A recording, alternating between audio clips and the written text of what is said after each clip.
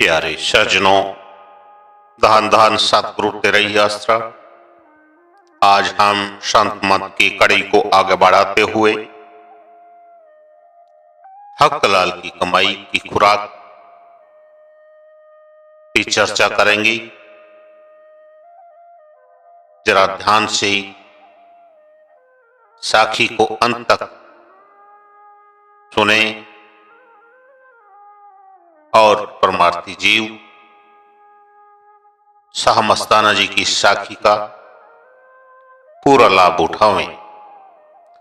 1 अगस्त 1954 का सत्संग सच्चा सौदा में था। वहां का सत्संग करके वापस अनंतपुर आ गए और हुक्म दिया कि कोई घर की रोटी ना खाए,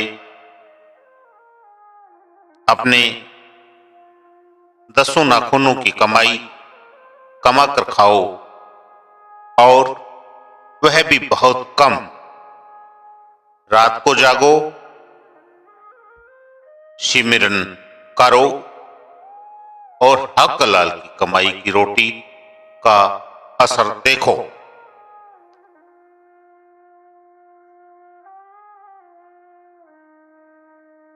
वचन आमतौर पर पढ़कर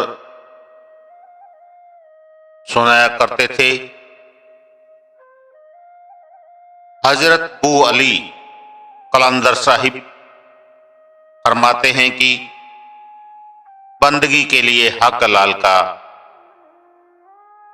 लुकमा यानी निवाला खाना चाहिए, ताकि उससे कोई रंज या दुख ना आए।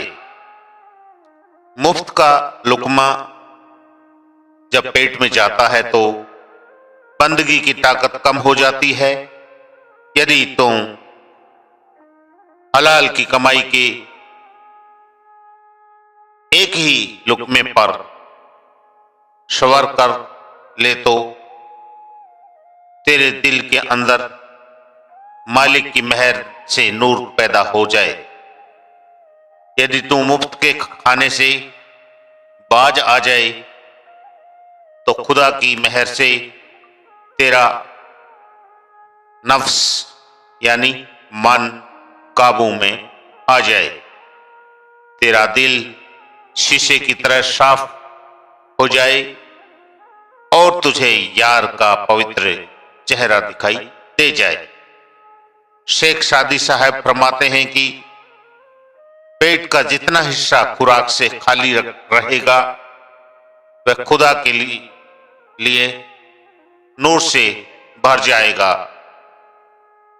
जिस तरह ज्यादा खुराक के खाने से स्थूल शरीर बलवान होता है, तो कम खुराक खाने से आत्मा बलवान होती है। मौलवी रूम साहिब फरमाते हैं, दूसरों के दस्तरखानों के मुफ्त खाने से बाज आ जाओ, ताकि उनका खून तुम पर असर न करे। दूसरों का माल अवश्य खून हुआ करता है, क्योंकि वो जोर और जुल्म से पैदा किया हुआ होता है। आप खुद सारी रात खड़े रहते और साधुओं को भी ना सोने देते।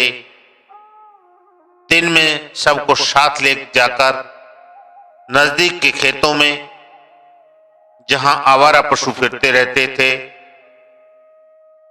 ऊंटों के लेड़े व सूखे गोबर के अरने चुग चुग कर लाते, खुद भी चुगते और चुग कर दादू की झोली में डाल देते। फरमाते कि हमने भी तो अपना हिस्सा डालना है। कुछ सूखी बुइयां भी इकट्ठी करवाते और शहर में बेचने के लिए भेज दे।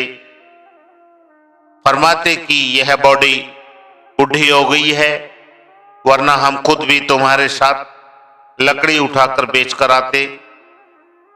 यह गुनहगार पहले भी अर्ज कर चुका है कि सच्चा सौदा के शुरू के दिनों में काम बहुत ज्यादा होने के बावजूद भी जब फुर्सत मिलती इस गुनहगार को साथ ले जाकर सूखा गोहा और लेड़े चुग चुग कर लाया करते थे।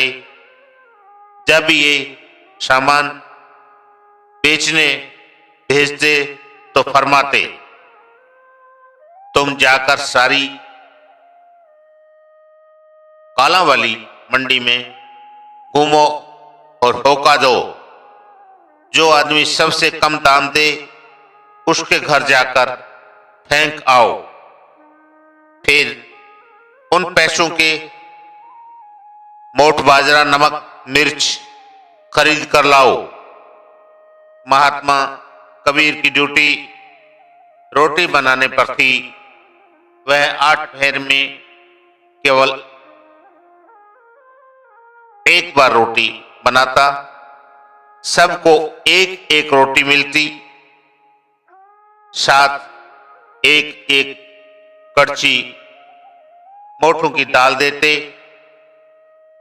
लकड़ी बेचने वालों के सिवाय और किसी को यह रोटी न देते। एक दिन वायसराय भाग सिंह ने यह रोटी मांगी, उसका न दी और फरमाया, इस रोटी के लिए तो ब्रह्मा, विष्णु, शिव भी तरसते हैं। तुम्हारे नसीब में यह नहीं है। रात को पूज्य मस्ताना शाह गुफा में रहते और दादू को पहरे पर बिठाकर हुक्म देते, नींद नहीं करना, सिमरन करना। थोड़ी थोड़ी देर बाद उसको आवाज भी देते रहते ताकि सो न जाए। प्यारे प्रेमियों, प्यारे सजनों, देखा शाह मस्ताना जी का प्रतिदिन का कार्यक्रम और हक लाल की कमाई की खुराक और भजन सुमन की बात।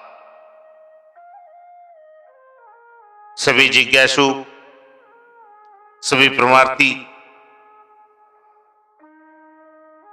इस साखी को अगर एक बार में ये समझ में नहीं आई है तो फिर दोबारा सुनेंगे और मस्ताना जी शाह की बताई हुई इन बातों पर चलकर अपने प्रतिदिन के कार्यक्रम में हक हलाल की कमाई की खुराक को विशेष रूप से ध्यान देंगे, क्योंकि हम चाहे इस भजन सिमरन में कितने भी घंटे बैठे, परंतु जब तक हक हलाल की कमाई की खुराक हम नहीं खाएंगे तब तक भजन सुमिरन नहीं बन सकता और हम मुफ्त का, गलत आदमियों के हाथ का, गलत घर का अन्न पानी खा करके अपने ऊपर पापों का भार बढ़ा लेंगे। किसी भी करोड़पति अरबपति आदमी के यहाँ पे कितने भी लजीज और शाही खाने हम खाएं, वो हमारे लायक नहीं है, क्योंकि वो खून पसीने का नहीं है और वो किसी का खून, किसी का शोषण करके कमाया हुआ पैसे का है। इसलिए ध्यान रखें कि जैसे भी लोग सुखी मिले उसी में संतोष करें और सतगुरु का मालिक का शुक्राना करें और उसको बड़े ही खुशी खुशी प्यार से खाएं। जीने के लिए खाना खाना है, खाने के लिए नहीं जीना है। जो भी खाना है कम मात्रा में खाना है और हक लाल का अपने 10 नुओं की कमाई कमा करके खाना है। दान धन सतगुरु जी तेरा ही।